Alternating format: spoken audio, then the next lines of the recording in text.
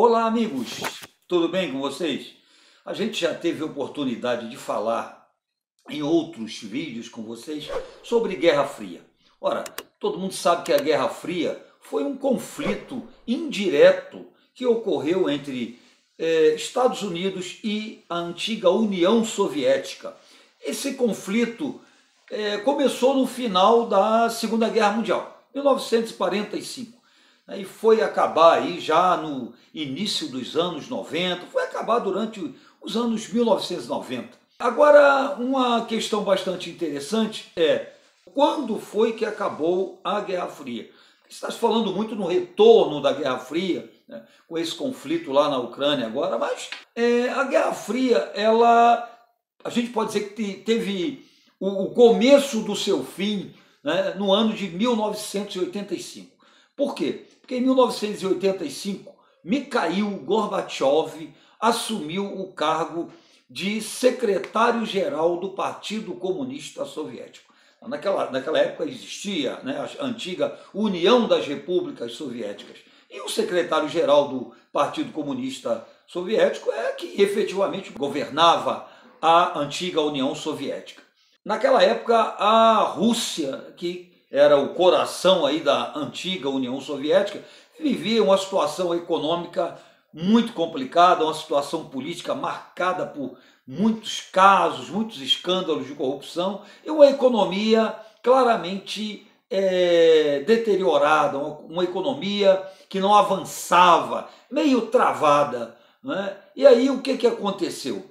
Isso tudo em função, né, todo o período da Guerra Fria, os gastos com a corrida armamentista, com a corrida espacial, enfim. Em 1985, a Rússia estava claramente combalida, podemos colocar assim, do ponto de vista econômico e do ponto de vista político. Bom, o Mikhail Gorbachev assumiu e deu início a um grande programa de reformas econômicas e políticas. Tá? Ou seja, as reformas dele foram divididas em duas. A chamada glasnost, né? Uma expressão russa que significa transparência.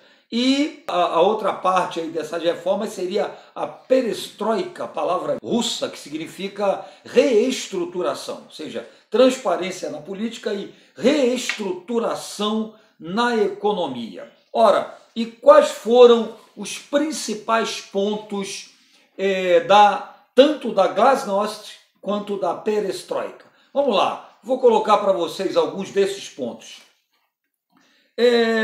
A reforma política glasnost propunha, entre outras coisas, a libertação de presos políticos.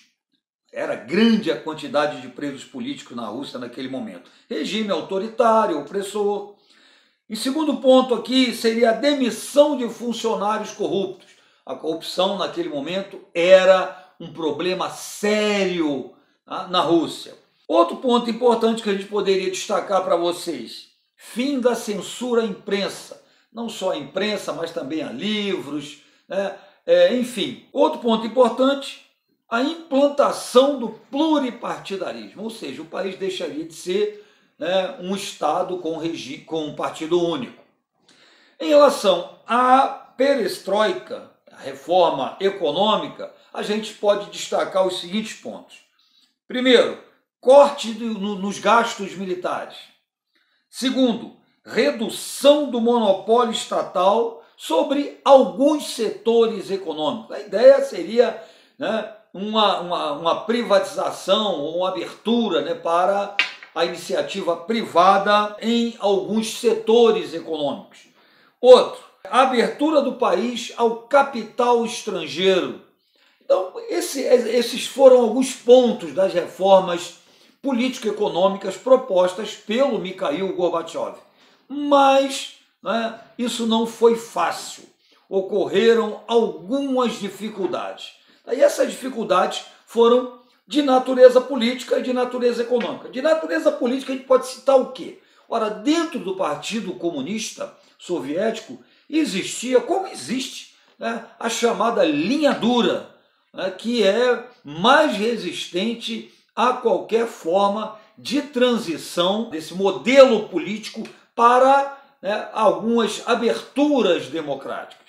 Isso foi a grande dificuldade política. E a outra dificuldade foi a dificuldade de natureza econômica, realmente fazer a transição de uma economia estatizada para uma economia, pelo menos parcialmente privada. E qual foi o resultado disso? Em 1991, portanto, logo depois, alguns anos depois do anúncio dessas reformas, ocorreu uma tentativa de golpe. E o povo saiu às ruas protestando, reagiu a essa tentativa de golpe, e um dos líderes desse protesto foi o Boris Yeltsin, que viria a governar a Rússia posteriormente. E aí o golpe foi contido, ele se manteve no governo, e em 1991 nós tivemos a criação da Comunidade dos Estados Independentes, a CEI, que na prática significou o quê? A desintegração da antiga União Soviética, que era formada por várias repúblicas. Enfim, essas repúblicas saíram do controle soviético e passaram a formar estados independentes. Então, na prática, a antiga União das Repúblicas Socialistas Soviéticas, ela se fragmentou. E isso foi fundamental para o final da Guerra Fria. Eu diria que foi um acontecimento histórico muito mais importante do que a própria queda do Muro de Berlim, que é também muito citada como símbolo, como marco do final da Guerra Fria. Ora, é claro que o fim e a queda do Muro de Berlim foi algo emblemático, mas ela só aconteceu, na realidade, por causa da fragmentação da antiga União Soviética. Tá? Então foi assim, gente, que a Guerra Fria chegou ao final. Não chegou com nenhum vencedor. Ninguém pode dizer que os Estados Unidos ganharam a Guerra Fria. Na verdade, houve uma reestruturação na geopolítica mundial, com a fragmentação da antiga União Soviética. A gente saiu de um mundo bipolarizado para um mundo geopoliticamente multipolarizado, tá bom? É isso aí, gente. Curtiu o vídeo? Ficou claro aí para vocês como é que foi o processo? Fica atento, isso cai muito no Enem. Guerra Fria é um assunto extremamente recorrente, então é bom você ficar atento para o processo que deu início à Guerra Fria e também para a dinâmica e, naturalmente, para o final do processo da chamada Guerra Fria. Se você curtiu o vídeo, deixa aí o seu comentário, deixe sua sugestão de temas para os nossos próximos vídeos. Não deixe aí de se inscrever, não deixe de compartilhar com os seus amigos. Tá? Isso também vai ajudar muito a gente aí. Um grande beijo, um abraço polis para vocês e até a próxima.